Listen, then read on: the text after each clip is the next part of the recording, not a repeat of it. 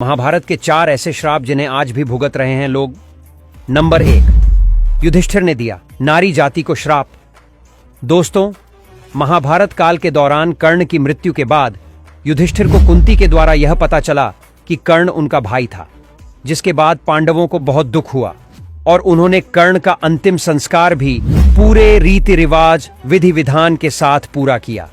हालांकि इस बात को जानने के बाद युधिष्ठिर कुंती से काफी क्रोधित हुए थे और तभी युधिष्ठिर ने नारी जाति को श्राप दिया था कि कोई भी नारी किसी बात या रहस्य को गोपनीय नहीं रख पाएगी। और आज तक देखिए, यह श्राप कायम है। इसीलिए तो लोग बोलते हैं कि औरतों के पेट में कोई बात नहीं टिकती। नंबर 2, श्री कृष्ण का अश्वत्थामा को श्राप। दोस्तों, महाभारत काल में अश्वत्थामा ने धोखे से पांडव पुत्रों को मार दिया था, जिसके बाद भगवान श्री कृष्ण ने अश्वत्थामा का पीछा किया। वह महर्षि वेद व्यास के आश्रम जा पहुंचे। वहां पर अश्वत्थामा और कुंती पुत्र अर्जुन ने ब्रह्मास्त्र छोड़े। महर्षि वेद व्यास ने दोनों ब्रह्मास्त्र को रोक लिया और वापस लेने को कहा, जिसके बाद अर्जुन ने ब्रह्मास्त्र वापस ले लिया, जबकि अश्वत्थामा ने ब्रह्मास्त्र अभिमन्यु की पत्नी की ओर कर दिया। तभी श्री कृष्ण ने अश्वत्थामा को 3000 साल तक वनों में भटकने का श्राप दिया था। दोस्तों, माना यह जाता है कि वह आज तक जंगलों में भटक रही है।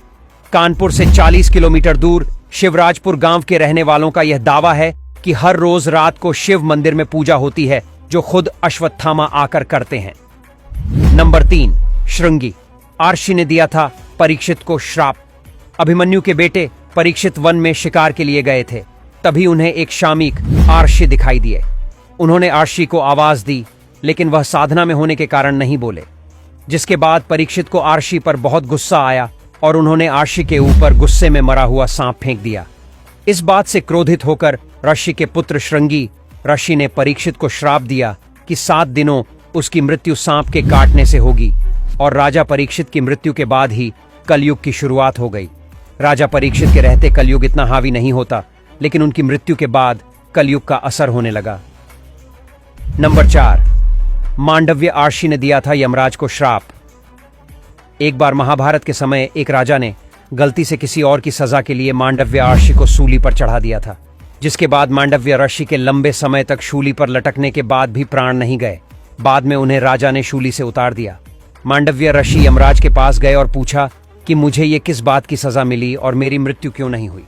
तब यमराज ने बताया कि उन्होंने 12 वर्ष की आयु में कीड़े की पूंछ में सीख चुभाई थी। मांडव्य आर्षि ने कहा कि इतनी छोटी उम्र में किसी को सही गलत की पहचान नहीं होती है।